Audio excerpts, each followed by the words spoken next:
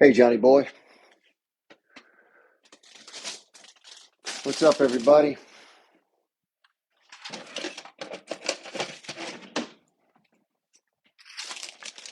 Was anybody just on Smitty's live by any chance?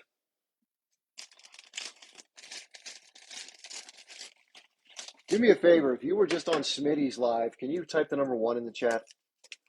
I was just on his live and people reported it. I'm so tired of these Zionist dirty. Ugh, makes me sick, man. Yep, I figured I would start one in his place because that's terrible that he got reported. He's such a nice, straight down the middle kind of guy. And for these Zionists to report these, I've been reported like that before. I've had, I think, 6 or 7 different lives taken down mid live. And what you know what it is? It's because people make good arguments, and the other side gets so frustrated that they can't argue back that they just report the lie and get you taken down.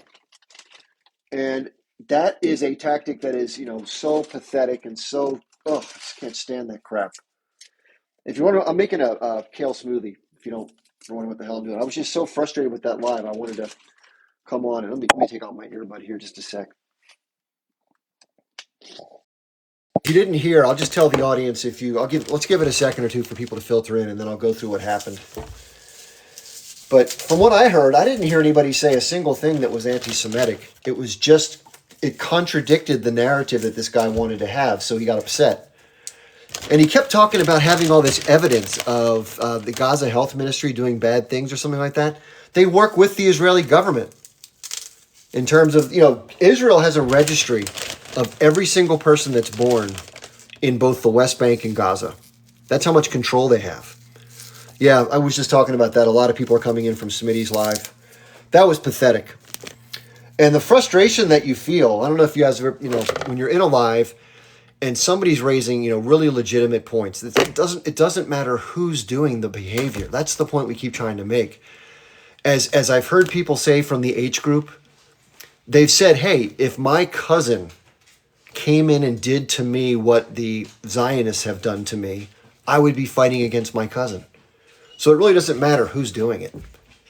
It matters what they're doing, and they're being horrible to people. And so when you have somebody on here who's making all these arguments about, Israel's always the victim, everyone has it in for the Jews, and the only conflict we ever focus on is when Jewish people are involved because they get disproportionate. Give me a break. Right now, the most war crimes that are evidently being committed very clearly in public is by Israel. And because the United States is the one supplying and, continuing this thing on without any kind of, the U.S. could easily stop this. The U.S. is going to build a damn port. Listen, you have the Rafah border crossing and you have the Eretz border crossing in the north. Why can't the vehicles flow through the two different entries? Trucks are a way more efficient way to get things in. Obviously, it's the way all commerce works in regular times. And dropping aid in by parachute is, first of all, it's inefficient, it's very expensive, and it's dangerous. People have died from parachutes not opening properly, and then people get crushed on the ground. It's disgusting. So I just shake my head so much when I hear these people, the way they try to communicate. It's very frustrating.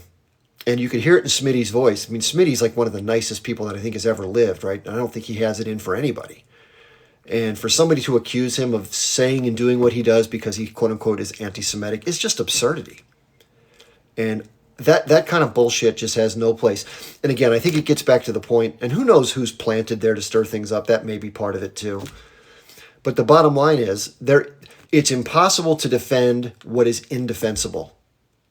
I made a video probably 2 months ago, and I said there should be a T-shirt with a slogan from Israel. It says, trying to defend the indefensible since 1948. That's it. Maybe have a Star of David with a line through it, like, no parking, whatever. Because that is just the way they are. They've been doing bad things to others to their benefit for a long time. It's been the worst it's been lately. And there's no way to justify it. And I don't care if it was Arabs doing it to Jews. It would be the same unjustifiable behavior. And when other people do it to others in places like the Congo, which, by the way, there's a heavy presence of people who are pro-Zionist that have a lot of the money and power in the Congo that foment a lot of this unrest. That's another story. But why is it that trouble and, just disastrous, mayhem follows around one group of people wherever they may choose to go, where things just get where unrest just unfolds? Why is that is it a total accident? And again, I don't have any, direct, book of, a roadmap that talks about it. Just seems like, at least from my perception and others, that stuff is just always popping off. And the fact that the U.S. supports this crap it enrages me.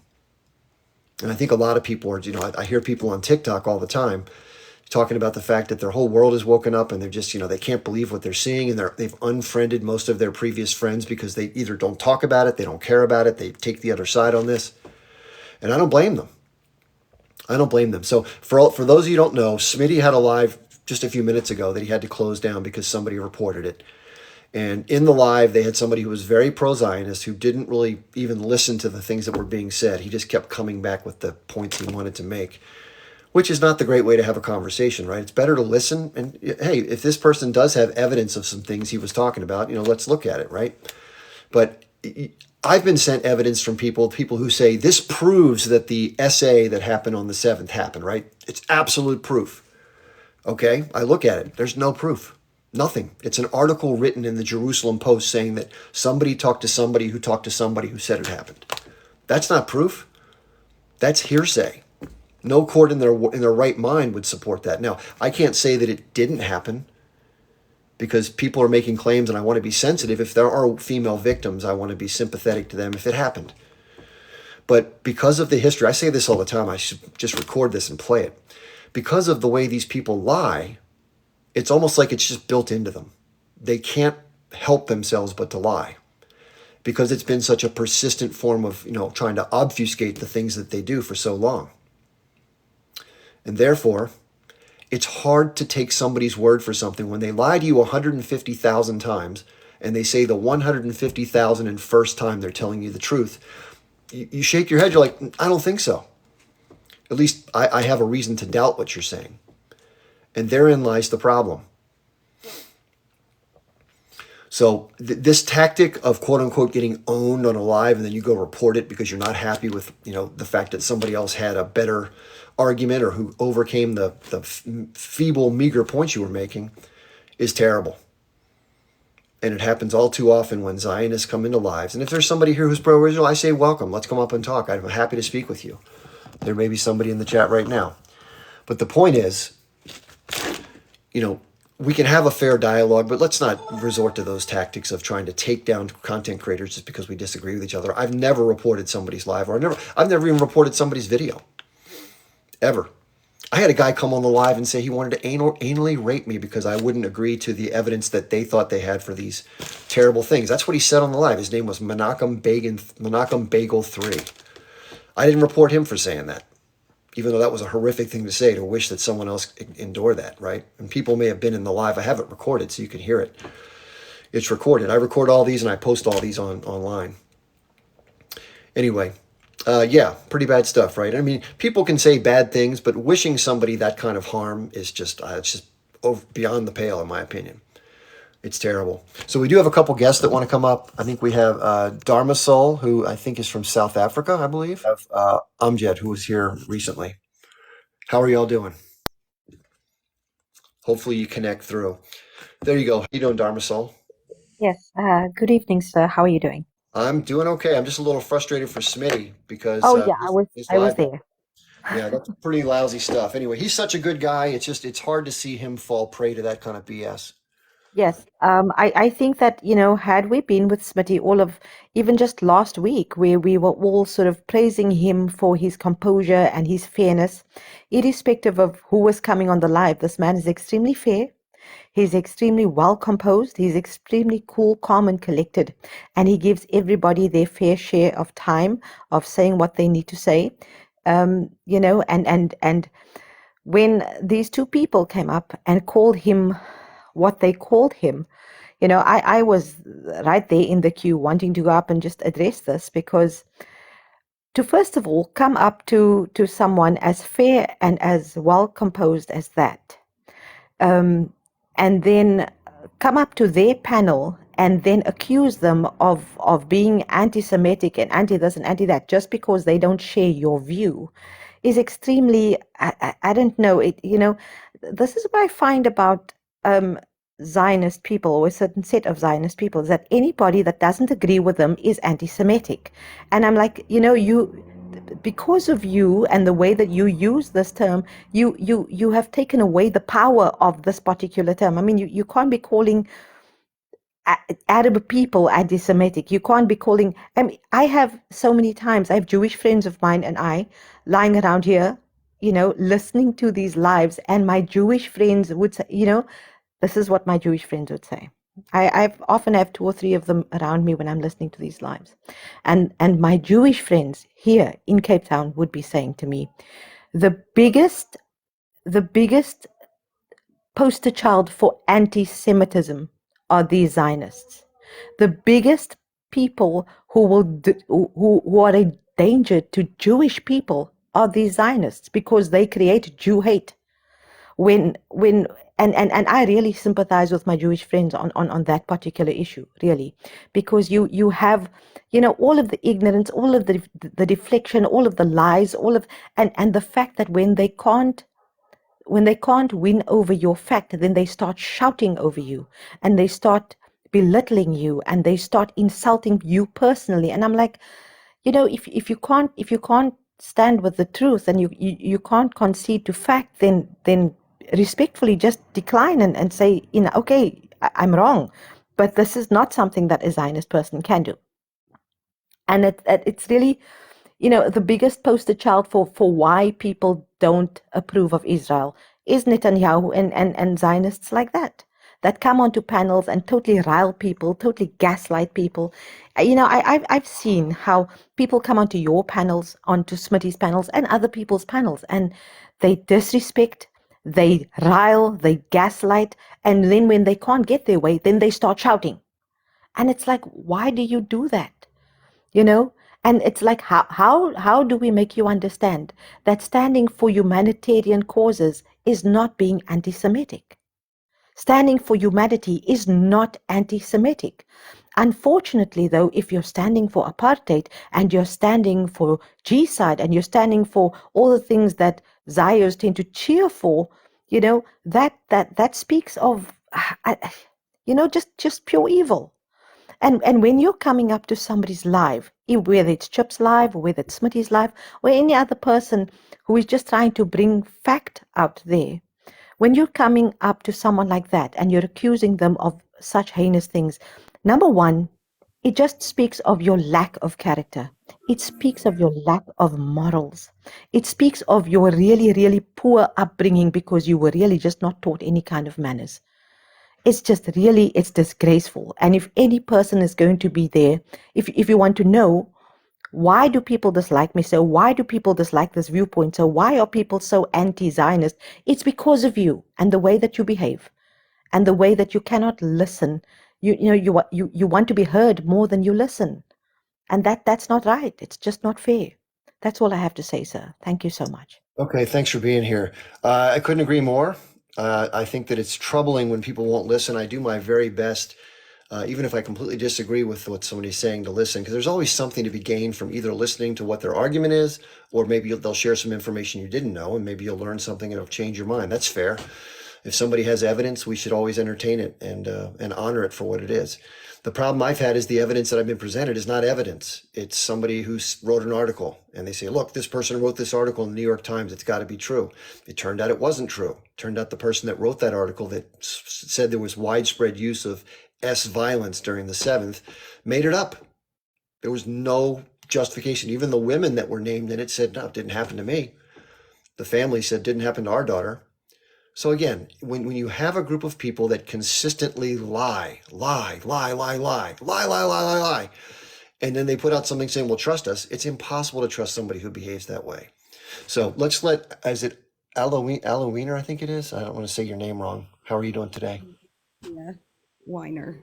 Weiner, Thank you. welcome. Thank you for having me. I just got here. I'm just a very vocal person. So I tend to pay more attention when I'm in the conversation than outside it. So I Okay. said yes. But what are you guys talking about? Well, we're talking about, I don't know if you just heard, but there were a lot of people that may have come from another live. It's the host's name was SoCal Smitty. Are you familiar with SoCal Smitty?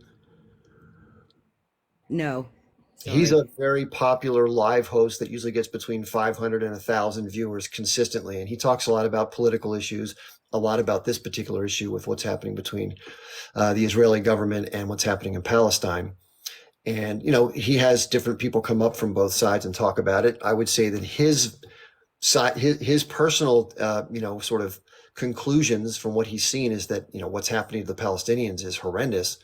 And not that it isn't fair to go after the age group, of course, for what happened on the 7th, but that the rest of it is over the top. And that's why it's justifiable for some of these international entities to be engaged in doing further analysis about the commission of things like war crimes. And one of the arguments on the panel was, well, why are you soloing out Israel? Why do you only, or you must be against the Jews? And it's not about that. It could be anybody. This could be the Eskimos or the Inuit from North Pole doing it, or the Canadians, or it doesn't matter the players. It's about the behavior. So the live was reported by presumably one of the guests who wasn't happy that his arguments didn't fly, and he was sort of, I guess you'd say someone else presented more persuasive arguments, and so he reported the live, and Smitty had to end it because he was being threatened with something or the other. So I think that's below the belt, and we're here talking about more of that. So is there anything about that you'd like to contribute or share your ideas or ask questions? Yeah. Well, I mean, I certainly agree with you um, that that this isn't about that. There's nothing about Jewishness in the conflict. That it's like just like the Christian nationalist problem in America doesn't have anything to do with Christianity. These are white supremacist bureaucracies that have hijacked governance globally, and that's the fascist uh, play that they're making right now. They're making their global fascist play in the hopes that they can have, like the kingdom of earth, and it really is tied back up into white supremacy and patriarchy and the idea that Western behaviors are superior to indigenous behaviors. And I really quite adamantly, because I've studied, I mean, I'm white and I grew up in it, and I've studied, um, and it seems very clear to me that um, that all of the dominance culture, the white supremacist culture, has been rooted in misinformation for so long that people are really quite genuinely deeply confused. And that's why there are so many people that seem to think it's a good idea to pick a spot on the planet and use it to test weapons on and kill everybody there, that remembers what they did last year. It's evil. And ultimately, I really do think it comes down to capitalism, and that uh, our economic system and our resource distribution system is is rooted in false information. Capitalism doesn't work.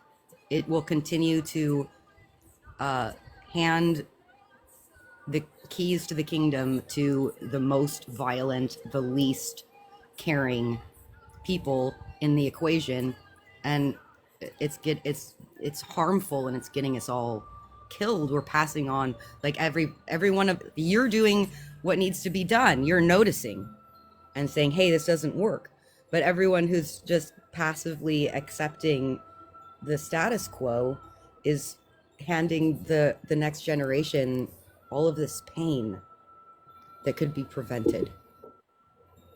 So, quick question for you. So, I'm sure you've heard that the U.S. intends to build this like, little port because the Israelis won't allow trucks in to provide the aid by ground, which of course is the more sensible thing. What do you think about that? And is there something else going on in addition to just trying to be a food delivery? You think there's something else in play? Oh, well, I mean, my personal opinion, I don't have a lot of evidence. All I have is my model of, my model in my imagination of what I think is going on. And that looks to me like they're just going to go steal the natural gas and split, and they'll kill anybody who tries to stop them. And they're trying to, you know, it's like it's like a like an abuser that's gotten too comfortable in their position of authority that starts to brag about their abuses. And that's what, like, they're like, oh, we're just gonna bring you guys some food, and then they're gonna go steal the natural gas. And like, I don't know. Uh, I, I live. It's this is that port issue is an issue that I don't have a lot of data on, and that I feel like whatever data is accurate around it is Yeah. being very, very guarded.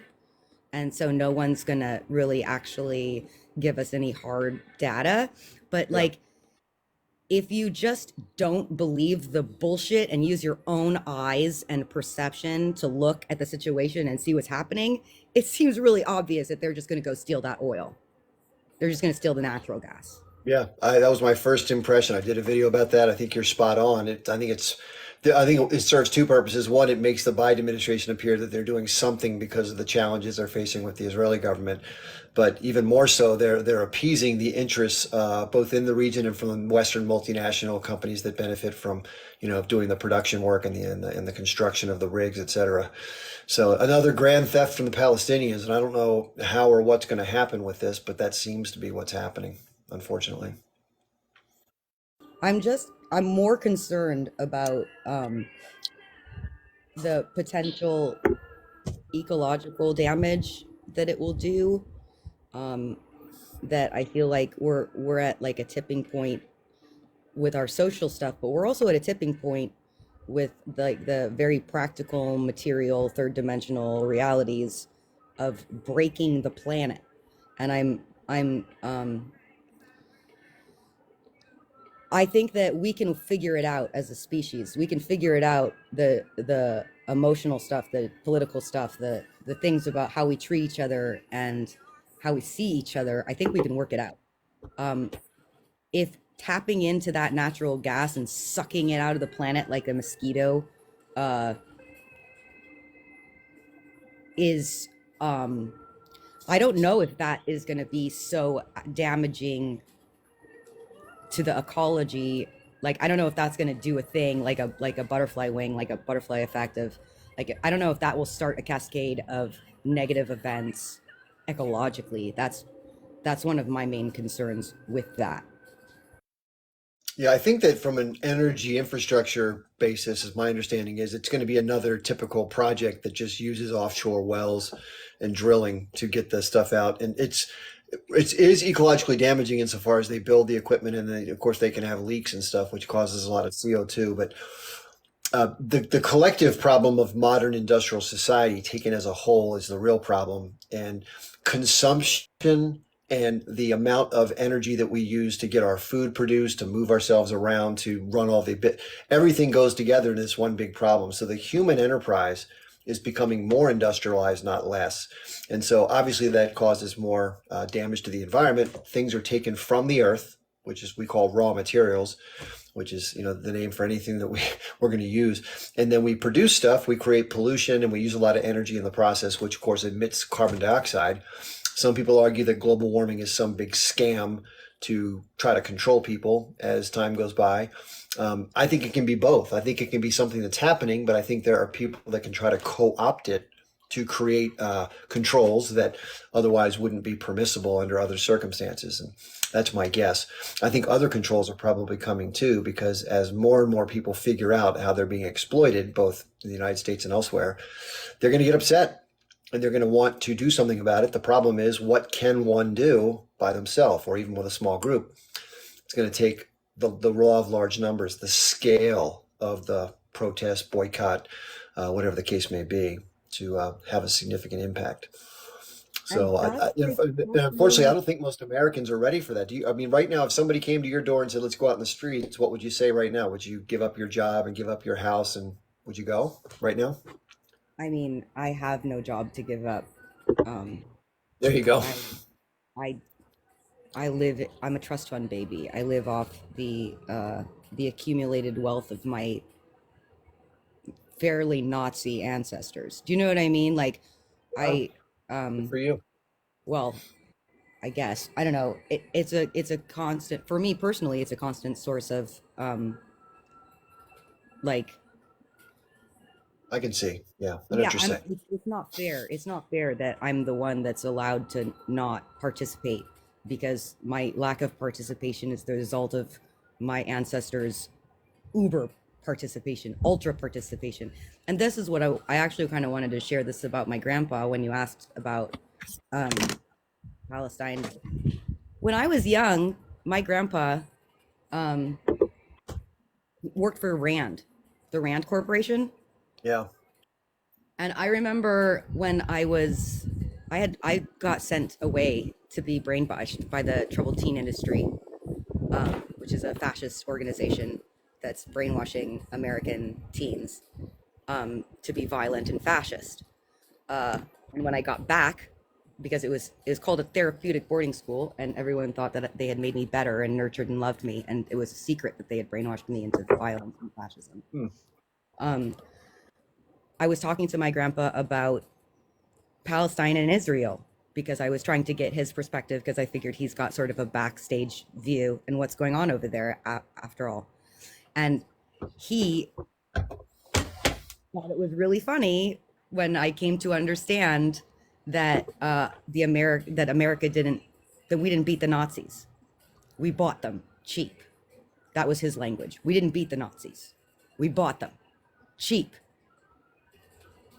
And he thought it was really funny that we had all gotten away with it, and that everybody thought that we had defeated fascism when in fact we had hired them to for a later date. And this is that later date.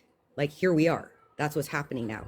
Is that's the fascist play, the global fascist play, is that they really believed that because everyone thought that America beat the Nazis in World War II, that we represented anti-fascism, not fascism, and we could be Can as you say, fascist as we. can you, the TikTok thing has an algorithm. Can you say Yahtzee instead of the other word? Yes, I'm sorry. That's okay. I apologize. Uh, that we, I think I'm done anyway. I think you got the point. Okay. Well, I'm glad that you're taken care of financially, even if it was from dubious, from origins. But it's better to be safe and secure than it is struggling either way. So that's good. Did you want to stay up on the panel while I let the other person up, or did you want to go? I'll go. I just want to encourage everyone to financial aid. I know that uh, there is no effort too small to assist another human, because even if you can only give one other human $5, another person sees you give that person $5 and thinks maybe I can give somebody $5. And the more we collectively take the risk of not having enough to make sure that that other person has enough right now, Yeah. that's how we build a future together. No, that's a But great thanks for point. doing it. Yeah, great point. Thanks for mentioning that. It's really good. Have a nice rest of your day. Appreciate you being here. Yeah, helping each other. Imagine that. Cooperation rather than competition. And I was thinking about that this morning. I was walking the dog, and I've talked a lot to the audience about cooperatives. And I've done enough talking. It's time to get going. So I'm just going to start something and see where it goes. But, got to pick the industry. It doesn't have to be anything too special. It could be car detailing. It could be, contracting services for home building or whatever it may be. It's just to create a more level, fair, equitable organization where everybody has a say and most people get paid about the same amount. There's no outrageous differences between the management and the staff. And the management gets to rate the staff as well as the staff rating the people in their department. So it's a two-way street. You got to be good to each other, and all for one, one for all. That's what we need to be doing as a group, not fighting against each other like we're seeing in these wars, or even in our country here, competing with each other for jobs while these corporations try to, scrape by and give all this money to shareholders. I think it's an insane system. And people have to struggle and stress out every day just to be able to have a place to stay and put food on the table for them and their kids. and then God forbid if they have a health issue or some other major unexpected expense. So that needs to go away, in my opinion. That needs to change. As I always say, there shouldn't be a yacht, a fancy home, big vacation getaways, private jets. All those excesses should not exist until all the basics are met. And then if somebody wants to go out there and work really hard and get all those extra things, okay, so be it. But there shouldn't be a cadre of people that get protected from taxation and from the different set of rules apply, and they have undue influence over the political process such that it makes it impossible for the average person to change it from within the system. I think that's a really bad situation that we find ourselves in. Okay, Amjad, how you doing today? How you doing, Mr. Chib? Thank you for having me. Yep. First, you were speaking about the board. I get to the important subject first. I think if we look at the ground, the issue of the head of intelligence of the Palestinian Authority who are creating a militia in the in Gaza now to against the resistance. This port will be in the beginning for carrying some aid help, but in the second stage, I think it will be for carrying fighters from the Palestinian authorities to inside Gaza, and maybe in other stage also bringing forces from other countries to be in Gaza. So that will make an issue and problem for the resistance and for the people of Gaza.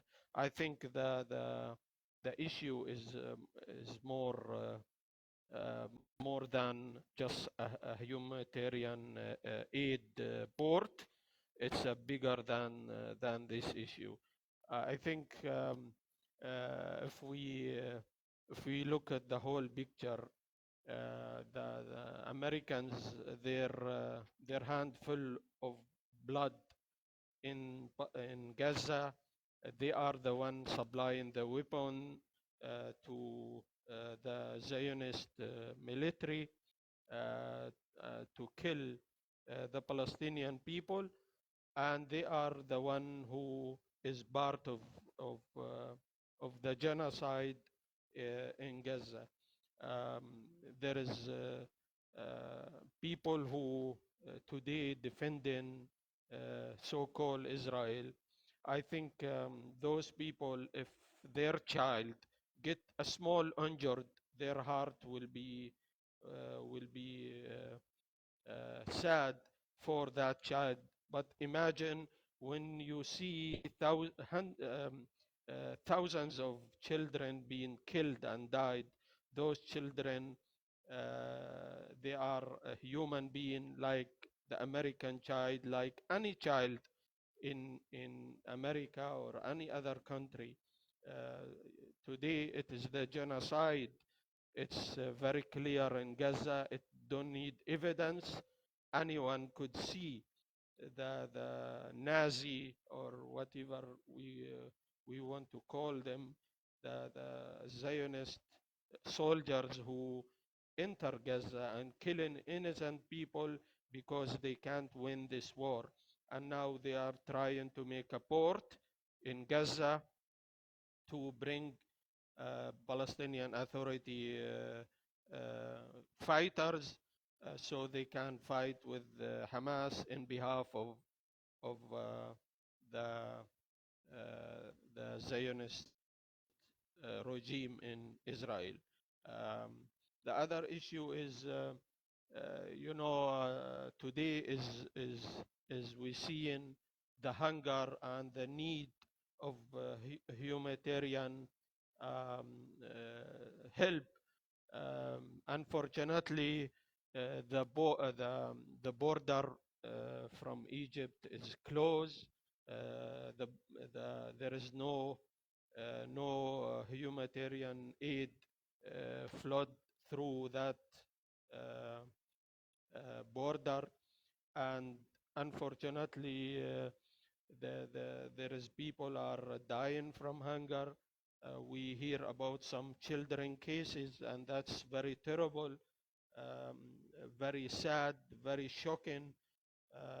I think this war is show to the whole world that so-called Israel is a criminal state, is a Nazi state, is the truth is come out after this war, which started in 75 years ago. I don't say it started in October 7 because October 7, those people said we have enough and we have now we always been attacked by Israel. Now we have the right to attack ourselves, and they have the right to resist the occupation, and they have the right to defend themselves, and nobody can say that Palestinians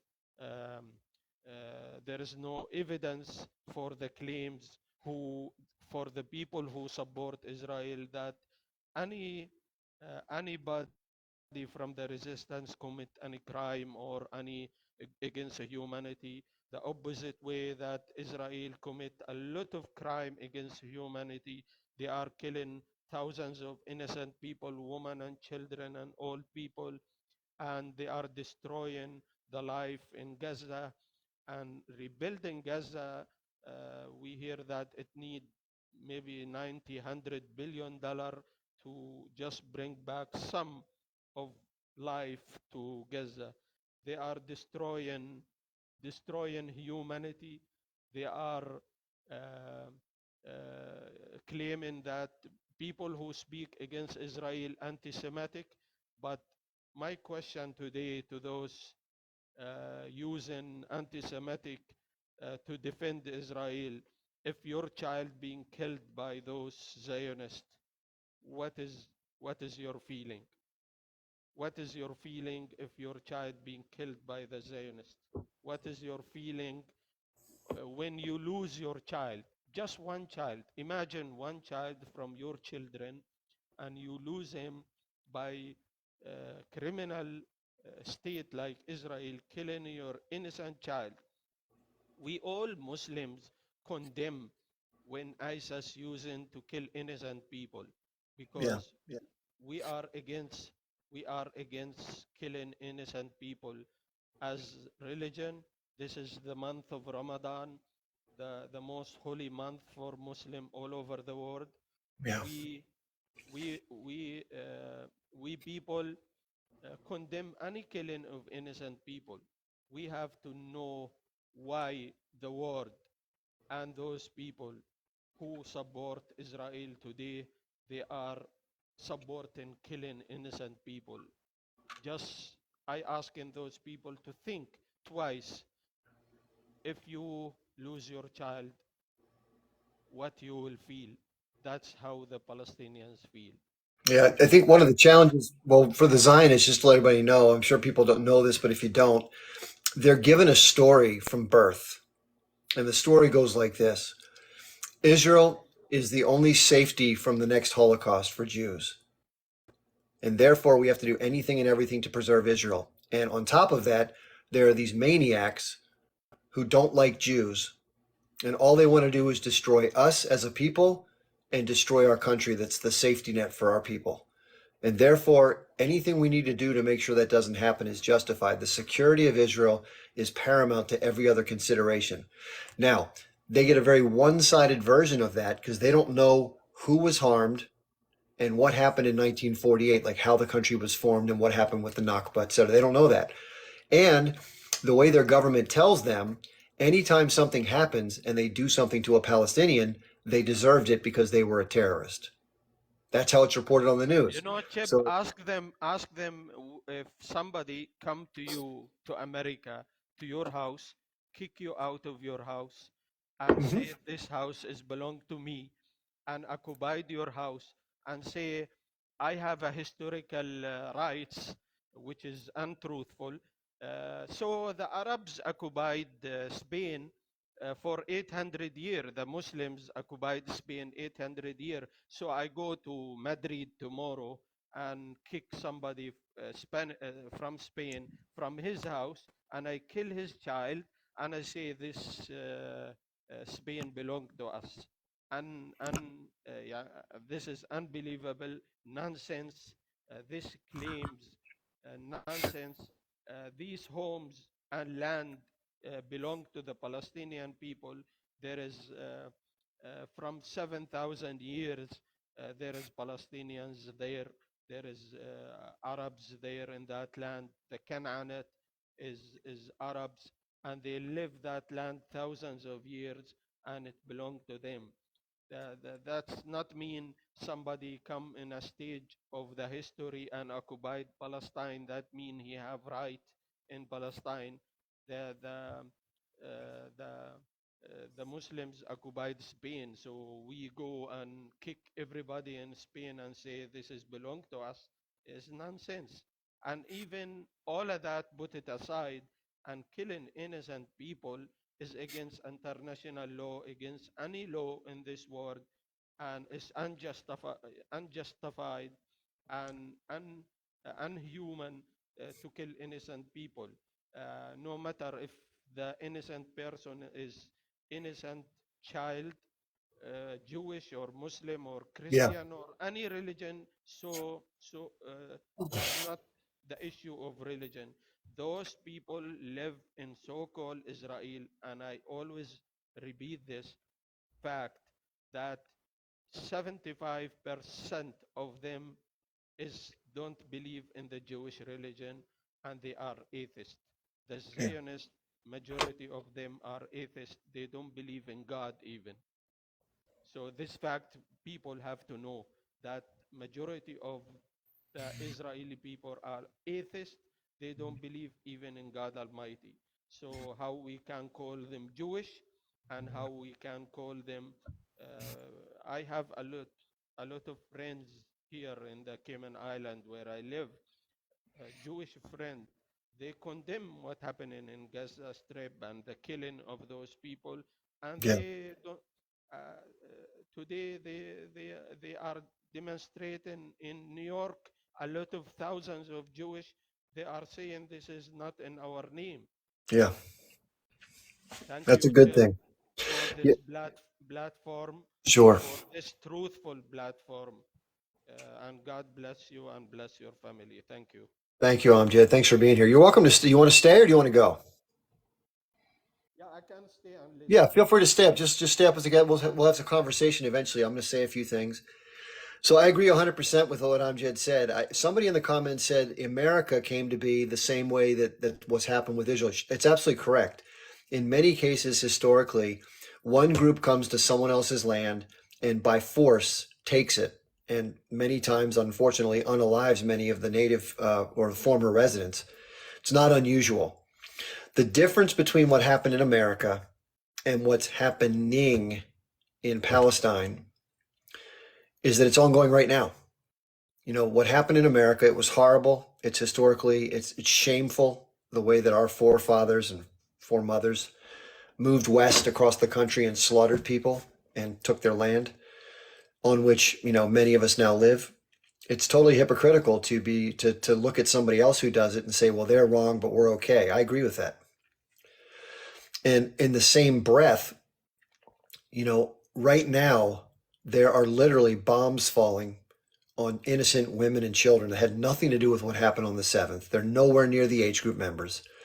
A lot of them are refugees in tents. You know, what is a person on the ground with their hands zip tied behind their back, and a tank or bulldozer runs over them to squash them, and soldiers film it and then laugh and send it back to their countrymen? What in the hell is that? Is that security for Israel? Nope, that's a war crime. That's just blatant murder. Now, someone will say, well, what about the 7th? That was horrible. I agree. The 7th was horrible. You know, Amjad mentioned a second ago that it's not within their religious teachings to harm innocents. There were some innocents that were harmed, unfortunately, on 10/7. There are a lot of questions as far as who, where, when, and how on that day. There's a lot of confusion still, but there are witnesses that have testified that it wasn't as simple as initially reported that the H group just kind of came in and completely did everything. Unfortunately, 1,200 people did die or so, and we don't know the exact number, but it's not as cut and dry as was reported initially. And a lot of the claims about some of the more egregious things like, live burnings and live head removal and, SA against all sorts of women as a systemic practice, it's very unclear. There's very little evidence, much like the 40 babies we heard about. A lot of these other claims are, questionable. And I can't deny it because I don't know for sure, but I can't affirm it because I don't know for sure. And as I've said before, because of the history of the way the Israelis operate, it's hard to just take them at their word, unfortunately. So where we are today is we're watching what's actually happening. So what's actually happened, you can spin a narrative however you want on either side, but what's been happening since 1948 is there were families that were living in villages and in towns and in a municipality in Palestine. And at the time, it was Jewish people and Arab people. That's what they referred to them as. The Arab people refer to themselves as Palestinians before they're Arabs, but that's the way they're referred to by the leadership in the colloquial at that time. And there were many more Arabs than Jewish people initially in the early 1900s. That changed, but still there were many more Arabs than Jews in 1935, 1940. And as many more Jews emigrated in before the founding of Israel, obviously when you have a huge shift in population, there's going to be some problems. Whenever you have a group that's been there mostly and you start to add a lot more people, just like it's happening on our southwest border, it's challenging. And then in the creation of Israel, of course, you had 750,000 people displaced. And if that had happened to Jewish people, it would have been called a blood libel and second Holocaust and a pogrom and all the other words that come with what historically Jewish people claim have been a target, and they have been, which is bad. So what I'm wondering is, how is it horrific what happened to the grandparents in the different camps and throughout the German system in 1942 through 1945? I agree, horrific. But why then is it justifiable to turn around and do much of what was done to the grandparents, many of whom were unalive, like Norman Finkelstein's grandparents were, the author? Sorry, Mr. Cheb, I will be back in a little bit. I'm gonna drive for Okay. All right, Amjad. something. Take care. Good to hear from you. Thanks for being here. Okay, thank you. I will be back. I will be back soon. All right, I'll just let you know, I'll be on tonight at 7 p.m. Eastern if you can't come back sooner. Thank you. Thank you. Thanks a lot. Yeah, if you got to drive, that's important. So the point is, if you say never again, which is obviously makes a lot of sense, never again, well, why doesn't that include other people? Why would the Arab Palestinians not be included in never again? Obviously, you don't want anything to happen to Jews, right? I don't think many people, nobody does. Nobody wants anything to happen to anybody. But why is it justifiable to send a bunch of people packing and make their lives miserable, and then subsequently take more land through an offensive war in 1967, and all of the mistreatment of Palestinians that has happened? Yes, they've fought back sometimes with tactics that are, in some cases, horrendous. But that does not give the Jewish state the right to further immiserate, occupy, mistreat, exploit, subjugate, murder, injure, and all the other horrible things that Israel does in both the West Bank and Gaza. Has been doing for many, many decades and continues to do at a much faster pace now. Why is that somehow okay? I don't think it's okay. I think most people looking in from the outside who didn't know better before now do. Because if you pay attention and you look at something with your own two eyes with an open mind, you can't help but come to the conclusion that what Israel's doing is wrong. You can try to find a way to justify going after the H group, granted, because of what happened to your people on that day. I can see that as an anger. But all the other stuff is not just happenstance collateral damage. Oh, well, it's regrettable, it's war, it's messy. No, shooting somebody with a sniper rifle from 500 feet away because they're a civilian, just walking around, and you laugh with your soldier buddies. Look, I just got this 12-year-old kid, ha ha ha. There's tons of videos showing stuff like that from the Israeli side. They post them on TikTok gleefully and other social media, or they share them on Telegram if they can't go here. These are some sick people. And this idea that it's a moral army, that is a complete lie. It may be the world's most immoral army. I'll give you that. But it's not moral. And so here's the problem for Israel. They have irreparably broken. Their reputation is done. They're a rogue state other than the puppet people who are paid here and forced to support them. And the Zionist, what do you want to call it? The people that are in positions of power that sort of keep that pushing along in these countries. Everybody else sees it's absurd that these arguments that are made in favor of Israel are absolutely, unsubstantiated. There's no way to defend indefensible behavior, regardless of who does it. And in this case, I think it's very clear to everybody who has an open mind. Most people here on TikTok have figured it out because they're seeing the images come through and they're just absolutely aghast. And this, by the way, if you feel that way, that's how I've been feeling since 1989 when I first learned about this. I mean, this has been going on for a long time. The way that the Israeli government and police have functioned and their military force has never changed. In fact, they've gone through more rabid approaches. They occupied Lebanon for a number of years. This is what the Israelis do. They think they can just throw their weight around. They play the victim card that, we're these lowly people that are, and then they just go after people and do crazy shit. And then whenever you criticize them, how dare you say that? That's anti-Semitic. Nope. That game's over. That game's over. People who are critical of Israel are not critical of Jewish people. There are plenty of Jewish people, both in Israel and outside of Israel, Jewish Voices for Peace, Breaking the Silence, the former IDF soldiers that have come out to tell the things they've done, and they're ashamed of it. And it was standard practice in the military, not this bullshit anomaly like bad apples. Standard practice. So listen, I'd like to say, I would love to say something good about the state of Israel and its behavior. I really would. But they have to do something worthy of praise to be praised. And when you continue doing things that are worthy of condemnation, you're going to be condemned. That's just the way it works.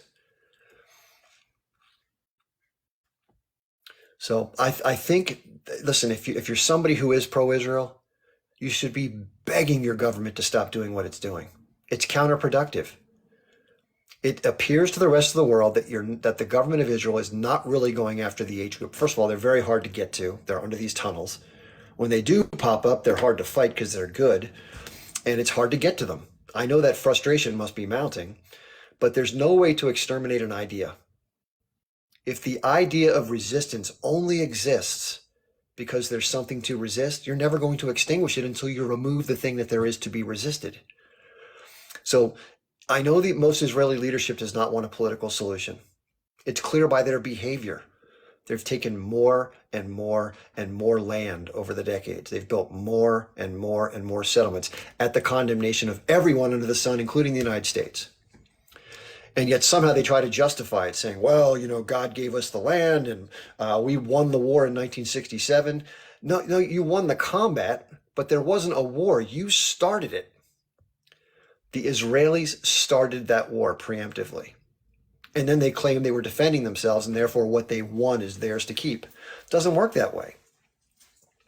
Doesn't work that way. If I shout at you from across the room and clench my fist, you can't grab a bazooka, blow me away, get my whole family, my neighborhood, come over and take all our houses and go, hey, that person clenched his fist. I was scared. I defended myself. No. It's not how it works. It's not how it works.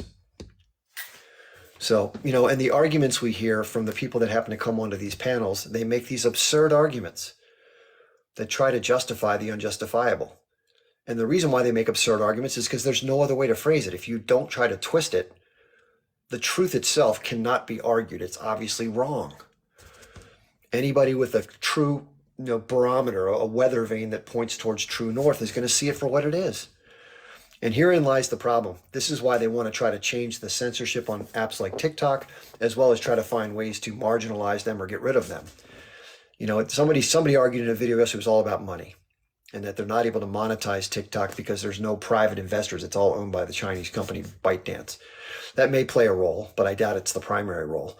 I think this is very simply a Zionist influence on the media systems and the powers that be to create more conformity with their desires. That's what it seems like.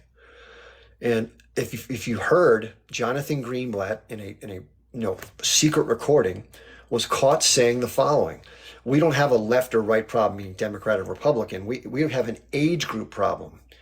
that the older people support Israel because they're basically been propagandized their whole lives and they still watch MSNBC or Fox or CNN.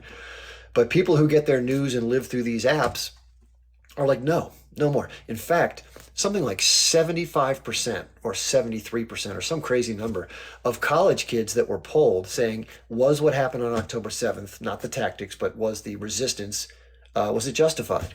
73% said yes. Now, what does that tell you about the PR game? I mean, the Israelis and those who support Israel claim that anybody who goes out and marches in support of Palestinians are pro-H group. They're pro-T-word. And they're supporting T-word, all this other bullshit. No, they're not. They're out there just showing their support for a people that have been marginalized and have been shoved into a corner and pissed on and spit on for 75 years. And people now see it for what it is. The eyeballs have been opened. And therefore, Israel has a huge problem. Every young person who has seen this stuff is like, no, I'm not buying this bullshit narrative. You're not protecting civilians. You're not going out of your way to protect anybody.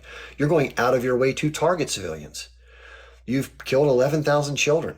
That just doesn't happen in other conflicts. This is not by accident. So these propaganda tools that go out on the networks, this guy Elan Levy and Mark Regev and these other just absolute clowns, it's laughable because they try to make sense of what's not sensible. And so I think we're going to see over time, just like what happened with South Africa, once a nation is marked as a complete pariah, it's going to take a little time, but the pressure that's going to be brought to bear to boycott this country in its entirety, even in the United States, we're going to see great links move to try to isolate Israel. And it's not about getting rid of Jewish people. Let's be very clear. What needs to change is the governing structure. I don't know whether the state, survives this. It may, under a different format. They're the ones saying that they want to reorganize Gaza and get rid of the H group so they can't be in charge of anything. That probably will happen in the short term. But in the end, I think everybody knows that the Zionist influence, both in Israel and elsewhere, is the problem. That's not to say that Jewish people aren't wonderful people. I know some that are amazing people. There are also some people who just are incapable of separating their identity as someone of Jewish descent with the Zionist movement and the state of Israel. They're all in one, and they can't, any attack on any of that is attack on all of that, therefore against them as a people, meaning they think they're going to be exterminated. That's the Ben Shapiro argument. And that is 100% bullshit. If you believe it, you can believe it. But everyone else can look at this and compartmentalize those actions. And just because you're against Zionism in terms of the negative impact that it's having and it has had for a long time on others, and great for the fact that people who are being harmed traditionally got a place to go that was safe. I'm all for that. Everybody should be for that. But at what cost to others? That's the part that's the problem. Is you can't just take someone else's shit and go, well, I'm safe now, so F you. And that's Israel. And they're taking more and more saying, well, I got what I want, F you. You're a danger, F you. You're all bad people, F you. That's Israel in a nutshell. And unfortunately, there are far too many people that either don't know of the horrific things that Israel has been doing for a long time. Forget about October 7th, going way back just over the decades, especially between 1948 and 1967. A lot of that gets excluded, but there were horrible things done to Palestinians. I've seen all the old videos of it. It's reprehensible how horrifically. And by the way, the older Israelis were far worse than the younger Israelis are now, and they're bad enough. But they were horrific towards Palestinians. They just treated them unforgivably horribly. I mean, it's bad, man. So if this is why people say, well, why are you so critical of Israel, man? Why do you bash Israel so much? Somebody asked me once. That I don't want to be critical of Israel, but Israel has done so many horrible, awful things over the decades that you'd have to be someone with no soul to sit back and not say anything. To be living in fear of others condemning you for telling the truth or trying to point out the injustices that this particular group of people have chosen to implement and impose on others. And it appears, again, just looking from the outside in, that there's a lot more to it than just Israel. That the scope and magnitude of this presence, let's leave it that way. There's other words I'd like to use, but let's just say presence, strong presence and influence and power and wealth is problematic, because it ends up forcing the political establishment to support policies that don't benefit the majority or even all of America. And we, the American taxpayers, are paying for this, which is absolutely disgusting. And on top of that, it makes us less secure. There's a much higher chance of somebody doing something extreme in our territory when we pretty much, our government looks the other way and doesn't do anything towards humanity. You know, it says it's regrettable that Palestinian life is lost. We value every life. No, you don't value shit. You value helping Zionists, regardless of the consequence. That's what the actual act on the ground shows. So you can try to paint whatever story you want, U.S. media, corporate media, Zionist-controlled media, whatever you want, Israeli propaganda, blah, blah, blah, blah, blah. But people see through the garbage. And now they're resolute. Like, I would never even look at a Starbucks again. I will go, throw raw feces on McDonald's. I would tell Disneyland to go shove it up there, Mickey Mouse, you know what? And all the other companies, SodaStream, which is actually in the occupied territories exploiting Palestinian labor. If you don't know that, my family bought one. I was like, why did you buy a SodaStream? I don't know. It's like it's an Israeli company. Wix, the website company. Never use Wix. Tell everybody you know, don't use Wix to make a website. Just don't help these monsters. The only way they're going to come to is through economics, unfortunately. And so we, the people, have something we can do. We can not buy their shit. We can embarrass other people who do. We can stir up some what John Lewis called good trouble. Right? I don't think any of these people who support Israel, whether it's a congressman, someone who works in these industries, somebody who supports them from some sort of interest group like AIPAC, they shouldn't be able to walk 100 feet in a town to a restaurant or a store without somebody letting them know exactly what the fuck is up. That's how it should be. We should have a very loud and boisterous and disruptive presence regarding this. Not sit back and play nice and march at the right time in DC when they give us a permit and make all this noise. That's great. But what really, and they'll call this anti-Semitism. Oh, you're anti-Semitic. No, I'm not. I'm anti-Zionist, anti-imperialism. I'm anti-oppression. I'm anti-exploitation. I'm anti-murder. I'm anti-genocide. I'm anti-mass murder. That's what I am. I'm anti those things. That's it. Nothing else. You just happen to be Jewish, but you're also doing bad things. So I'm against the bad things you're doing, not you, the person. You can be ever who the hell you are. I don't care if you're Genghis Khan or you're, the guy who runs AIPAC. You're just bad actors. And yeah, you're advocating for your needs. Great. I hope you get the things you need, but not at the expense of others. You selfish, self-centered, short-sighted, murderous prick. That's how I feel. And it makes me angry. I'm not somebody who knows anybody in Palestine. I don't know anybody in Israel. I don't want to see people get hurt.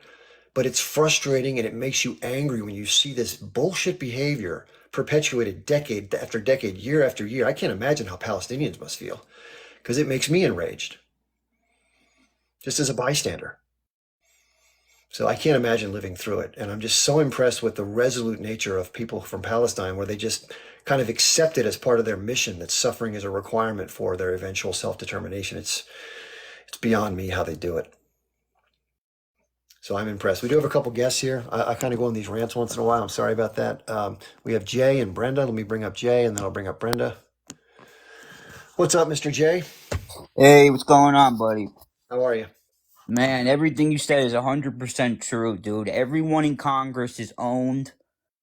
It's absolutely vile what's going on. But the best part is October 7th turned the tide. Everyone now knows how evil they are. Ugh. Just thinking about it, you can't even sleep. These evil monsters, man. We gotta free America, free Palestine. Somehow. Yeah, other people have used this term. I've even said it, but I don't know if it's appropriate or not. But I'll just because others say it. This is not me saying it, TikTok. But it seems like there's like a fever or an infection in terms of the presence that this movement has sort of created in terms of its power structure, its tentacles, its reach, its influence. And we're seeing right now the results of that by virtue of how it's politically impossible as a senator or a congressman to speak out against the state of Israel. It's like suicide for yourself. And if you say it, they're gonna go out of their way to try to get rid of you no matter what. Do you know about Kristallnacht? Yeah, I know what that is. those might be inevitable, man. People are getting fed up.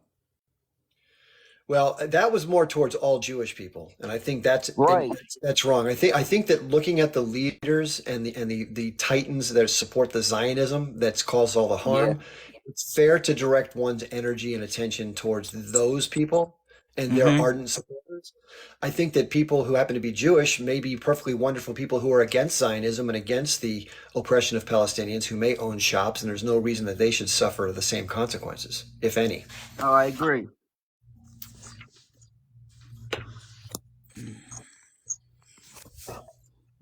So Jay, what do you say when people call you anti-Semitic when you say such things? I don't care. That's just their little buzzword. Remember the ex PM of Israel? She said, "Oh, we just say that it's a trick so we don't get criticized." They're Yeah, eternal victims. And if you actually look on Haaretz, which is the biggest Israeli newspaper, it says yeah. Ashkenazi Jews have a 40% higher schizophrenic rate. I believe it because these Zionists don't have no souls, man. It's very troubling. I have a hard time reconciling what I see them doing, and then they act like everyone they're a victim after they are the ones who are victimizing. And it's almost like this is going back to people who get abused. They say sometimes the people who are abused as young kids, they turn out to be abusers later in life, and that's what I feel like's happened with Israel. Uh, the grandparents were abused, and therefore the descendants are being the abusers of others. It's very, very strange, very, very ironic. Disgusting. It is. It's really gross. I agree. Yeah, and you know what? Everyone knows about dancing Israelis, right? Are you talking about the ones after 9/11? Yep. Yeah, They did yeah. 9/11. Mossad, 100%. Everyone knows it now. And Israel spies on the United States, so it's weird that you support a country that ends up spying on us and tries to take money from us, but doesn't care about any of us at all. It just kind of disregards us, looks down their nose at us. It's pretty bad. Yeah. Remember Netanyahu said, "Oh, America's just there for the taking." Yep. Ugh. Man, these people are satanic, dude. Do you know the Talmud? The Talmud. Do you know what the Talmud is, right? Yeah, I sure do. Of course. Okay, well, there's a verse in there, Ketubot 11b, and it says that they can are girls 3 years old. Oh gosh. That's Yeah, look, Google it. That's horrible. No, I'd rather not. I'd take your word for it, but that's pretty lousy. Yeah, man, these people are satanic. Wow. That's horrible. Zionists. Okay, Jay. Well, thanks for being here. I'm going to give Brenda a chance to weigh in. You can stay up if you want to. Yeah. Okay, if you can please go on mute. I'm going to let Brenda come up. Hey, Brenda, how you doing today? Hey, Chip, how are you? Good, thanks. What else on your mind? Another day, another fight. Um, Yeah. yeah, I well, there's just so much going on, but I think one of the things that I wanted to weigh in is the thing you were talking about earlier about just kind of like the older generations, how they were a lot more indoctrinated than sort of like the newer generations. Right. Um, I think it started with like Gen X or like millennials, I think is where we're at. And I think it's a lot of moving parts as well. So it's not just what's going on. I think it's how we were betrayed. I think especially my generation of millennials, we were betrayed, into believing that, if you did things the right way, the way your parents did, you went to college, you'd come out, you'd have a job and you Yeah. would be set for life the way our parents were. And then they started umping up the heat on the economy and getting greedy, all these corporations. And I think with the rise of the internet and the information just being at the palm of our hands, and especially what I think has backfired, and I think this is where TikTok is scary to them, is that we're all so much more interconnected, and all those thoughts that we have, all those like that inner dialogue. Yeah. That we're all able to share that with each other and not be sort of it's not so Gigi, it's not so taboo to talk about these things because we're all thinking some of these things, whereas in the past, if we were to share those things, I'm talking about before the internet, you know, the need to fit in with society would kind of like put you just make you like shut those inner thoughts. And I think with this newer generation, especially Gen Z, um, they're not so easily swayed and they're not so easily brainwashed because they are sort of like living outside of the standard that was set for the rest of us because they don't want to fit in. They don't want to listen to the older generations. And I think they really are kind of paving the way for the rest of us older ones that, you know, were in that line in between. And so with what I think is important for us to kind of think about is that like with the ban with TikTok, right? I made a video in which I talked about how banning TikTok to prevent us from speaking up, it's almost like telling your teenage daughter not to date, you know, like that bad boy with the leather pants and the motorcycle.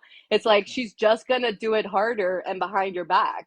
So I think what they don't realize is like giving us, quote unquote, giving us the internet and giving us our freedoms, especially us Americans and in the West, and just sort of like emphasizing this like freedom of speech. It's like we're going to take it literal. It's like, yes, freedom of speech, and you know, we want to say what we think, that you know, we're not like patriots, we're not all about like patriotism, like the older generations. We don't really care if someone calls us unpatriotic, or you know, like the previous friend was saying, like anti-Semitic. It's like, okay, you can call me that and that's your opinion, but what you know, what is, how does it really affect me in my life? Where I think in the past we used to really care what people thought of us, about us, but you know, I think we're waking up to the idea it doesn't really matter what anybody thinks about us. And what we are kind of like more intertwined in the world, and what we were fed, you know, that brown people were the enemy, and that, you know, they get to determine who are the T groups, you know, who are the barbarians, because it's just barbarian is just a switch over from, or T group is just a switch over from barbarian, because that's what they used to call the natives. That's what they used to call, you know, quote unquote, the pagans, like the people who lived in harmony with nature, and whose lands were taken. And I think one of the arguments we have to start making, because I think I said this the other day on your live, is like, why don't we just give Palestinians the exact same rights? If Israel is like the only democracy in the Middle East, like they claim, and the most moral army in the world, why don't we just give them the exact same rights that Israelis have? Right? Like that makes sense. They live there too. There's nothing to do about that. And it's almost like making the claim of Israel. It's like the Native Americans coming back, you know, thousands of years later, coming back and saying like, hey, so we lived here a long time ago and you guys kind of took our land, so can we have it back? And so we don't really talk about that as much, but it's the exact same scenario, because like we're living in a modern society, and the only time we talk about ancient and biblical times is when it comes to Israel. We never really reference like ancient, you know, laws and like promises of like divine promises and all of that. Like nobody else gets to make that claim but Israel. And I wonder why we don't push back on that more. It's like we don't live in biblical times. We don't live in ancient times. We live in modern times. And you know, you said the other day, it's like the most dangerous place for Jews to live right now is Israel. Yeah. It's, and they're making it like more unsafe for themselves. And yeah, that was what was going on in my brain right now. Okay, Brenda, let's let Sergeant Moose. You're welcome to stay if you'd like. Let's let Sergeant Moose weigh in, and thank you for sharing what you shared. Hey, Chip, can you hear me all right? Yes. Okay, two things. One, I believe, and many like me believe, but I'm going to say it out loud, is that anti Semitism, or the accusation or the laying of anti Semites on people just because they don't agree with Zionism, has been overused, and it has no meaning anymore. It's done, it's over. Yeah, I agree. It's a joke. When I hear people on lives or even in public, I say that because I want people, whether it's the clerks, whether it's the staff of our Congress people, to understand that it doesn't mean anything anymore to be labeled anti-Semite. The Zionists in this country have taken the accusation if anti-Semite overused it and rendered it useless. It's over with. So don't be afraid anymore. Speak your mind. Get out of that Zionist bubble that you're in and speak your mind. We need you to speak your mind. Second thing is that I just heard on your live is this. Yeah, there is a sickness in this land. The enemy is inside the gate. When I engage with my mega friends, they tell me about this deep state, right? You've all heard it. You've all heard it. Deep state, deep state, deep state. I tell them this. I agree with you. Only it isn't called Q. It isn't that deep. And it's very transparent. It's right in front of our eyes. AIPAC doesn't hide it. All the other supporters of Zionism don't hide it. It's right in front of our eyes. It's not that deep, but it is a state that has taken us over. It's running through our representatives, our senators, like wildfire. There's a lot of back noise. Okay, Yeah, here we go. I put it on mute for him. And today, what happened today in the House is shameful. I don't know if my woman voted for it, but I'm gonna look that up when I get home. Can you just, for the audience, can you tell the audience what happened? What happened today is the Congress passed the bill that would eventually abolish the use of TikTok.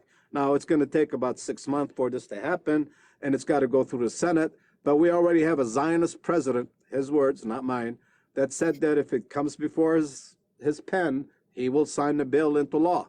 So this isn't far-fetched anymore. It's right in our face. Yeah, it's very discouraging. I think the greater likelihood is that the company ByteDance, who owns TikTok, will divest the company.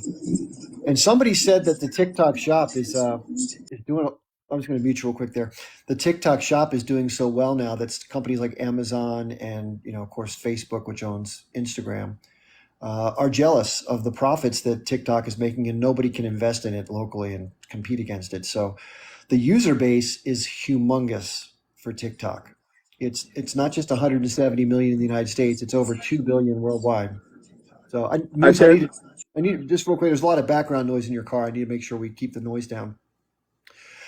So that's one of the reasons. Possibly it could be both, right? It could be both the influence of wanting to censor content, as well as wanting economic edge through using the system to tilt the playing field.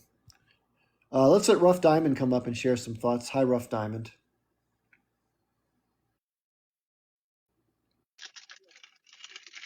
Rough Diamond, are you there? Can you hear us? All right, let's let Rough Diamond figure out what's happening with him. I think he had to go. Thanks for having me. Okay, Moose, have a good rest of your day. Thanks for being here. So I agree that people have started calling the U.S. the United States of Israel, because there's just, like as Nancy Pelosi said, there's this unbreakable bond, and that if the entire U.S. Capitol came crumbling down today, the one thing that would remain, not that we'd maintain our democracy, not the Constitution would stand, not that we would help everybody, get aid in the United States, but would be our bond with Israel. Hello? Just 1 second, Roth, just 1 sec. That our bond with Israel would not be broken. This is the former Speaker of the House, the third in line for the presidency, who uses inside information through her husband to profit immensely off of stock trades and options and stuff like that. A completely corrupt, just incorrigible Democratic establishment, former candidate, former member of the House, who says our allegiance is to Israel first and foremost. What's up with that? Why is our country so supportive of Israel? If it was any other nation state, it would seem odd as well. So it's not to isolate Israel. It's just, why is so much money and so much attention and so much welcome and so much, support, like unwavering and unquestionable and with no strings attached? So they can seemingly go on this misadventure of murder, mass murder of civilians, children, and not only get away with it, but have people provide the money, the weaponry, and the political cover in case any other people want to try to stop it. The U.S. can stand in the way and veto it at the international level. Something seems inherently really wrong with that to me. And whether you like Israel or not, I think it's bad for some country outside of the United States to have that kind of influence on our country. And so I don't know how we change this. I've shared my thoughts about it, and it's this problem has all sorts of other implications for other issues, not just the foreign policy in this particular conflict.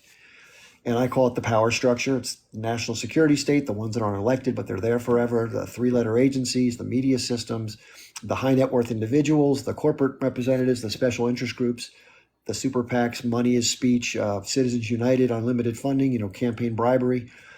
These are all the institutions that are in place that are keeping things the way they are. And they unfortunately all have to be changed. I'll put it that way as a friendly term. And absent that change, I don't think any of these other outcomes are going to change, because these are the problems at the core. Everything else is a symptom of these core problems. Now, if you're on the other side and you're enjoying the benefits of this, it's not a problem at all. It's working exactly as intended. But if you're an American citizen who's not sitting at the top, raking in record amounts of profits with your stock portfolio at all-time highs, and making more and more off the government and getting less and less taxes you have to pay, if you're anybody else other than them, as George Carlin said, it's a big club and you ain't in it. And neither am I. There's a lot more of us than them, though. The question is, are we going to come together and try to make a difference, or are we going to unfortunately stay separated with the left, right, all this stuff you see on TikTok about Trump's the devil, Trump's a criminal, Biden is the worst guy that's ever lived. It's all back and forth bullshit. Your neighbor is not your enemy. Your enemy are these oligarchs that are sucking the cash out of the lower end society and creating structures that make it impossible to change it. They're the enemy, not your neighbor, as Jimmy Dore says. Okay, Rough Diamond, are you there? Yes, I am here. How are you all doing? Good. What's on your mind? Well, I just wanted to speak on what Brenda was trying to explain. I'm sorry I have an accent. I'm from Africa.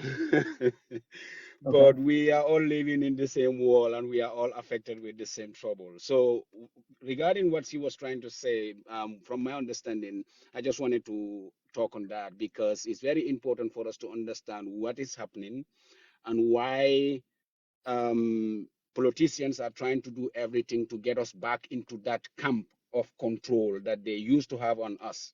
Because before, if you disagree with anything or you want to voice out anything, the only platforms you have for the whole world to hear you, or at least most of the people to hear what you are saying, you have to go to the media houses.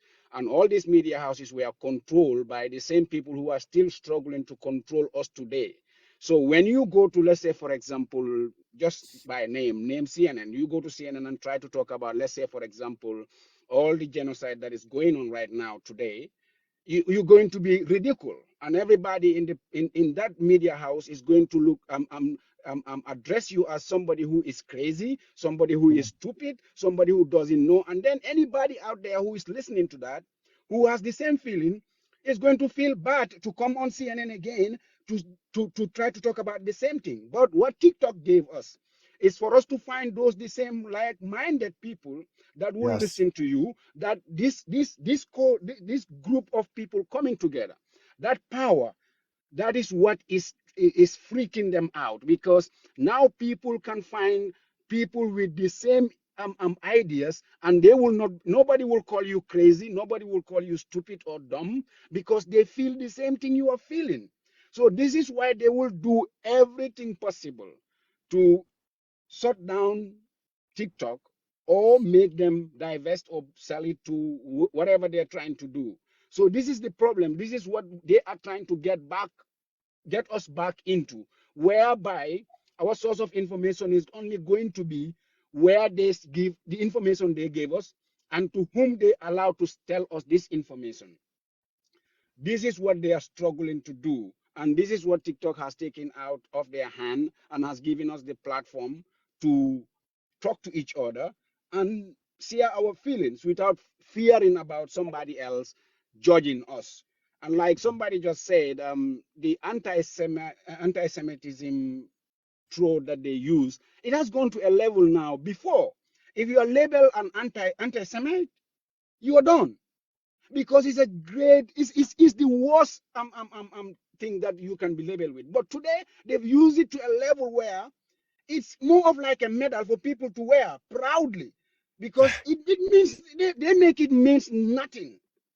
It's not our fault, it's nobody's fault, but it's them who Yeah. are pointing out to everybody. Even if you say, oh, we need to laugh, oh, that is anti, so At the end, people are struggling to find out what actually is meant by being an anti-Semite.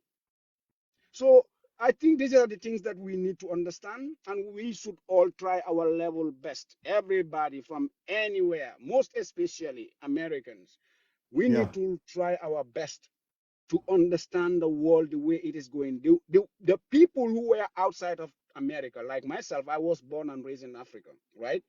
We have been seeing these things happening. We have been trying to talk about it, but the problem was because Americans were not privy to most of the things that we have access to with life experience or seeing it. Americans only receive their news, like I said, from CNN, BBC, name them. Those were all owned and controlled. Now, people are not relying on those platforms anymore to get their information. Everybody is getting informed. That is why the American politicians are freaking out because we can't control these people, our people anymore, because they don't care how we think in Africa, because there's nothing we can do in Africa that will affect their way of life. But the way Americans think and act, that is going to really affect their way of life. That is why they're doing everything possible to ban TikTok in America, so that the Americans will not know what we are going through outside over there. This is what I wanted to say, and I want to thank you, Chips. I want to thank you from the bottom of my heart for standing up for justice. I have been following you, I've been listening to you, and everything I've learned from you is, yes, the world is bad, but there are still good people out there who cares Yeah. for other people, regardless of color, religion, whatever. And that is what we need in the world. One thing we need to understand in life is the biggest problem we face today. I'm gonna say this, and I want to make this clear. I want to say this. It's not important, but I just want to say this. I'm a Muslim, but the problem we face in the world today is everybody is trying to force somebody to be you, which is wrong. We are guilty. Most of our people, Muslims, are guilty. Most Americans are guilty. Oh, I'm an American. This is my way of life. Everybody should accept it. No, I'm from Africa. This is how we do it. We marry 4 wives. Everybody should accept that. Let people be. Be and let the order be. If I want to marry 4 wives, that's up to me. I should not force somebody else to marry 4 wives. If I want to be a girl, that's up to me. I don't have the right to force somebody to be a girl. This is what we need to understand. And that, if we accept that, I am who I am, let others be who they are, this world will be a very peaceful world. Because I Good believe point. God has given us everything we need for us all to survive in this world with peace. But we are being greedy. You have to be me, or else you don't have the right to survive. That is what I want to say. And thank you so much, Chips. Thank you. Yeah. Thanks for the And nice words. everybody on the yeah. Thanks for being here. I appreciate it. Can I say some new words? Of course. Go ahead. All right. So that's another point. It's not them just taking Palestinians' land. They're gonna come for us. They have the border wide open. Biden's whole cabinet are Zionists, and they have the border open. There's millions coming in of illegals. They're gonna be like 15% of the total population. So no matter what, these Zionists will be in control unless revolution happens, and it's sad that it's come to this. Yeah, I think most countries who get this lopsided end up having some sort of pushback from the general population. We've seen a lot of historical examples, and I think this one's a little bit peculiar because most Americans are conditioned to, do their civic duty, to go vote, that is the path to change because that's the way the Constitution was structured, and that's the most civil way to go about making change. And I think those in power have taken advantage of that conditioning to create a framework where no change can really occur through that legitimate process that's been established, which was intended to be able to change things, but it actually doesn't because they just buy up both sides. And because the two-party system really only affords you two options, like you can vote third party, but we all know from history that it's a symbolic action. And because of the way the TV ads work and the way the political process, the whole campaign season, it's geared towards perpetuating the Democratic and Republican parties. And so most people just decide based on the issues or how they feel or their parents which one they're going to vote for, and they just let it be. But I think eventually people are going to start to figure out, I hope, that it's a big game. As George Carlin said, he said, this is his words, he says, you have no power. These people have all the power over you. It's a big club and you're not in it. And they control everything, including the media. If you think our media is free and clear and open. Oh, no, it's Zionist owned too. Well, I think it's not owned by Zionists, but it's run by people who have an allegiance to the principles of Zionism. Many of Okay, whom and do it. yeah, but Jews, you want to be honest about it, Jews own all the media. Come on. Well, not everybody who's Jewish gets a chance to participate in that ownership, but it may be. No, that's true. It may be a reasonable observation to make. I've been talking about this a lot lately, and you'll get excoriated for even breaching the subject. But I think that every subject should be fair game to talk about. And if from a numerical standpoint, strictly just math, if you look at the key positions, let's say the top 5 positions in every major media organization or entertainment company, or pick your industry, and if 75 or 80% of them happen to be Jewish and happen to support Zionism and happen to have, obviously because they serve in these high roles, they have wealth and influence, that's not unfair to point that out, even though Kanye West did it in a way that sounded, very anti-Semitic the way he spoke about it. But I think the facts of what he was turning over may not have been incorrect. It's just the way he presented them seemed to be offensive to people. Yeah, and you got to remember, we are literally in Weimar conditions. You know about Weimar, Germany, right? Yep. Literally, they're pushing the transgenderism on our kids to get rid of us. This is what they were doing in Germany. As soon as the National Socialists took power, they got rid of them, burned all those disgusting books of filth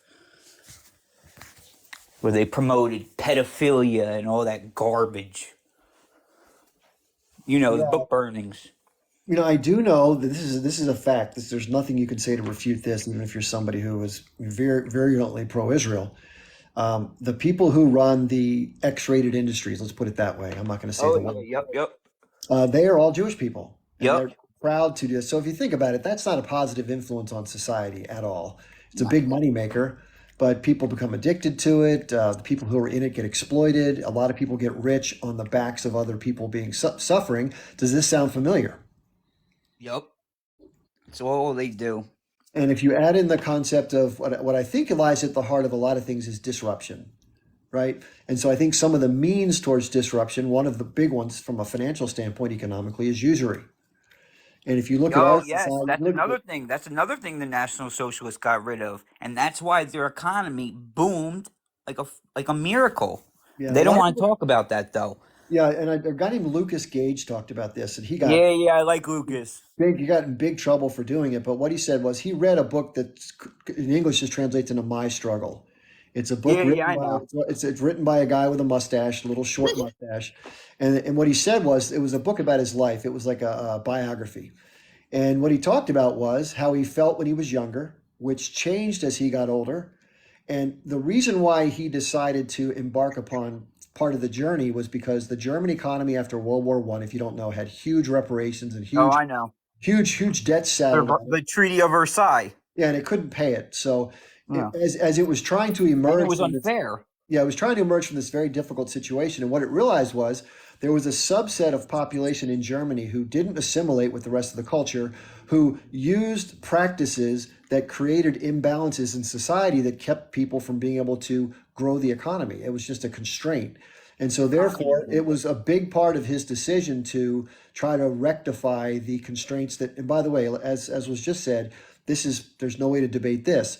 Once that constraint was free, regardless of how obviously no one can justify people being harmed physically or elsewhere, but the difference in between before and after that particular occurrence in their country was a marked difference. The way the economy grew was pretty remarkable if you look at it just strictly from an economic basis. What do you mean, Emily Red Scare? These people are communists, the Bolshevik communists.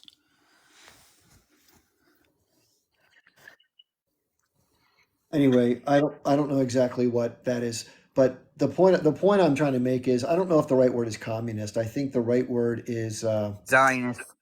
No, well, there's an influence of that. It's a big influence, but I think that the open borders policy is Oh, definitely. Mayorkas, he's a Jew. Well, a lot of the officials in the Biden administration are Jewish and hold dual citizenship with Israel. Exactly. They're traitors. That's Well, treason. it brings into question one's loyalty when you have, and by the way, we're seeing the policies that are in place, and so it appears undue influence is there. We talked about the fact that there's a lot of money that goes to Israel. There's a lot of support. Nancy Pelosi said what she said. There's a lot of connections between the U.S. and Israel, which seem very, very strong, maybe more so than any other example we can pick from. And you have to wonder what the influences are when you have members of an administration that are choosing the policies that are being enacted at the governmental level, and they have dual citizenship. It does bring up the question, or at least it should, because if people had dual citizenship with Nicaragua, and we're sending $5 or $10 billion a year to Nicaragua, and everybody in the media and organizations are Nicaraguan, and yet we can't talk about it, it would be very simple to point out. Or if they were Chinese, for example, it would be pointed out every 10 seconds. Yeah, and you know what? If they were if APEC standed for American Italian, they would say, "Oh, the mafia." But since they hide behind the cover of anti-Semitism, the Holocaust. Ugh. Yeah, Norman Finkelstein wrote a book called The Holocaust Industry, and what Yep, he yep. talked That's about all it was was. Industry. all of the ways that that horrific atrocity has since been leveraged by the descendants of those family members.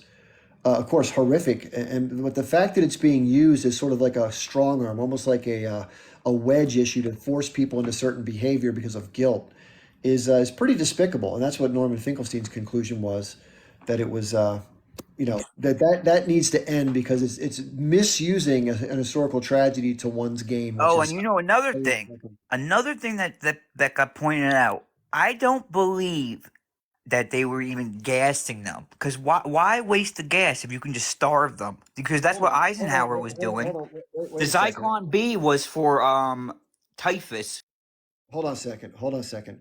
These are things that, unfortunately, on these types of lives, we can't. That's ground we can't cover. I'm interested in the subject to learn more in general, but certain things are so inflammatory that they will cause the live to get taken down, and I don't want to do that. So, if you want, though, if you want to reach out to me and send me an email or something like that, we can have a conversation offline about things you've learned you want to share. I'm always open to new information, but I don't want to get everybody in trouble and lose our ability to talk to people on here. Okay. So absent those specifics, let me let this person who just came on named Truth will set you free. How you doing, Truth? Hello, how's everybody doing? Ramadan Kareem to the Muslim brothers and sisters. Um, I just wanted to, because you guys were talking about the age cost. I want people to realize that Is Not Real was created to be basically an anti-Semitic state. And if you guys don't realize this, you really should look at history, because in the history of after the age cost, the West did not want and I'm saying this not to be against the Jewish people, because we do love our Jewish brothers and sisters. Yeah. They did not want the Jewish problem. And it was literally called the Jewish problem. So, reason being, the US turned away two large H cost surviving ships, including the father of Anne Frank was turned away from the US because they did not want the Jewish problem to end up a US problem or a UK problem or whatever it is at the point. But Yeah. this is what people don't realize. When Is Not Real was made to be anti-Semitic. They did not want the Jewish people to be anywhere else. So they pushed them to this. And the people that are defending Is Not Real, I don't actually think their brain realizes how anti-Semitic they are for defending Is Not Real. Because Palestinians, we've always stated, we were a Jewish, Muslim, Christian state. Why is it that only Is Not Realers and people that are defending Is Not Real just want the Jewish people there? Only. Like, Right. we want our brothers and sisters. The Abraham religions are three, and they have always been in Palestine. We know that Palestine is the birthplace of all three religions. Like, we mixed it, we good. But for some reason, Zionists and the even evangelical, whatever the hell they are, Christians, only want Jewish people there. So wouldn't that be a consider to you being anti-Semitic in itself? Yeah, that's problematic, right? Definitely problematic. I think Truth's dealing with a family member there. There are a couple. A child that likes to ask for things. But I also want people to remember, like, this is not a religious issue. This is actually just a racist ideology that wants to rule everybody else in the world and make everybody basically their slaves. So, and the U.S. itself is turning into these is not real 2.0, because at this point we have checkpoints in the U.S. Why does the U.S. have checkpoints? Yeah, that's a good question. There's the National Guard in the subways in New York right now. People are up in arms about it. They're Welcome in the to the state subways? of Israel. They're in the subways? Yeah, they were called to the subways. For some reason, they're just hanging out inside the subways. Wow, that's crazy. I didn't Can know. I add to what Truth was talking about, Seth? You can. I have to go somewhere and take care of some work. We're gonna be closing the live out in a couple seconds here, but I'm gonna come back tonight at 7 p.m. for everybody. Okay, I'll come back tonight then. Okay, thanks for being here. Thanks, Chip. Yeah, just like I said, I'm gonna tell everybody tonight. My normal schedule is Wednesdays from 7 p.m. to 9 p.m. like tonight, and sometimes I do impromptu ones like this afternoon, and then Saturdays from 12 p.m. to 3 p.m. This is all Eastern time, daylight savings time. So I hope you'll come back. If you want to catch the replay of this, if you missed any of it, I do upload these to my YouTube and my Rumble channels. You can find the link to get to those in my bio. There's a link that says Linktree with my name. If you click on that link, it'll take you to a list of things, social media, you'll see it on there. There's also some donation links, so if you like the work I do, you want to help me out, I don't get paid by anybody, as I've been accused, to do this, so I'm strictly supporter funded. So, and I'm not even doing enough to cover my bills, so I'm just barely doing it. So, I enjoy doing it. But if you want to help out, there's some ways to do it there. You'll see that. So I appreciate everybody being here, and thank you for any moderators that were here. If I didn't get to your questions or if I didn't get to you as a guest, I apologize. Come on back tonight at 7 p.m. We'll continue the conversation, everybody. Thank you so much. Appreciate you.